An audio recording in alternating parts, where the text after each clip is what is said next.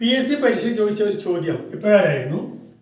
230 metre 175 metre നീളമുള്ള രണ്ട് ട്രെയിനുകൾ എതിർ ദിശയിൽ യഥാക്രമം 72 km/h 90 km/h വേഗതയിൽ സഞ്ചരിക്കുന്നുവെങ്കിൽ അപ്പോൾ പരസ്പരം കടന്നു പോകാൻ എത്ര സമയം എടുക്കും?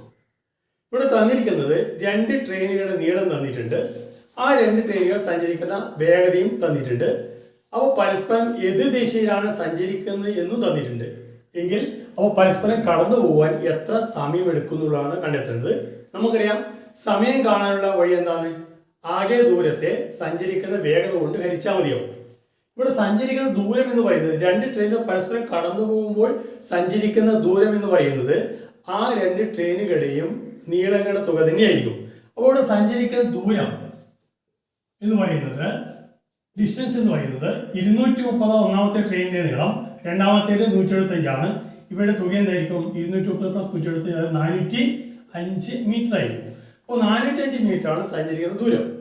ഇനി വേഗത എങ്ങനെയാണ്? വേഗത എന്ന് പറയുന്നത് രണ്ട് ട്രെയിനുകൾ എതിർ ദിശയിൽ സഞ്ചരിക്കുമ്പോൾ നമുക്കറിയാം വളരെ വേഗത്തിൽ അവ കടന്നുപോയി എന്ന് പറയുമ്പോൾ ഇവിടെ സ്പീഡ് എന്ന് പറയുന്നത് ആ രണ്ട് ട്രെയിനുകളുടെയും സ്പീഡിന്റെ അല്ലെങ്കിൽ വേഗതയുടെ തുക തന്നെയായിരിക്കും. ആപേക്ഷിക വേഗത എന്ന് പറയും. ആപേക്ഷിക വേഗത എന്ന് പറയുന്നത് ഈ രണ്ട് ട്രെയിനുകളുടെയും വേഗതയുടെ തുകയാണ്. അത് 72 km/h അതുപോലെ 90 km/h. ഇവ കൂട്ടിയാൽ കിട്ടുന്നത് 162 km/h ആയിരിക്കും.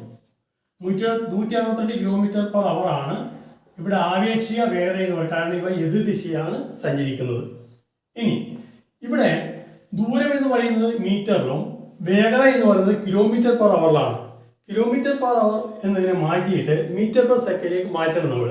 അപ്പോൾ 162 km/h എന്നത് 162 ഗുണിക്കണം 5/18 m/s ആണ് എന്ന് പറയുന്നത്. നമുക്കറിയാം ഇപ്പോൾ km/h m/s ആക്കാൻ വഴി അവയെ 5/18 കൊണ്ട് ഗുണിച്ചാൽ മതിയോ. അപ്പോൾ 162 ഗുണികൾ 5/18 കണ്ടെത്തിയാൽ മതിയോ. ഇതാണ് ആപേക്ഷിക വേഗത എന്ന് പറഞ്ഞത്. ഈ 18 162 എത്ര പ്രാവശ്യം പോകും? 9 പ്രാവശ്യം പോകും.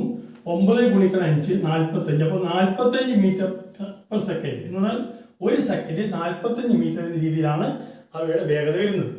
ഇനി സഞ്ചരിക്കാനെടുക്കുന്ന സമയം എന്ന് പറയുന്നത് ഞാൻ പറഞ്ഞു ദൂരം ബൈ വേഗതയാണ്. ദൂരം എന്ന് പറയുന്നത് എന്താണ്? ദൂരം 405 ആണ്. 405 മീറ്റർ ബൈ വേഗത എന്ന് പറയുന്നത് ആപേക്ഷിക വേഗത എന്ന് പറയുന്നത് 45 m/s ആണ്. അപ്പോൾ 405 45 വഹിക്കുക. 405 45 എത്ര പ്രാവശ്യം പോകും? 9 പ്രാവശ്യം പോകും. അപ്പോൾ 9 സെക്കൻഡ് സമയം എടുക്കും ഇവ പരസ്പരം കടന്നു പോകാൻ വേണ്ടി എന്നർത്ഥം.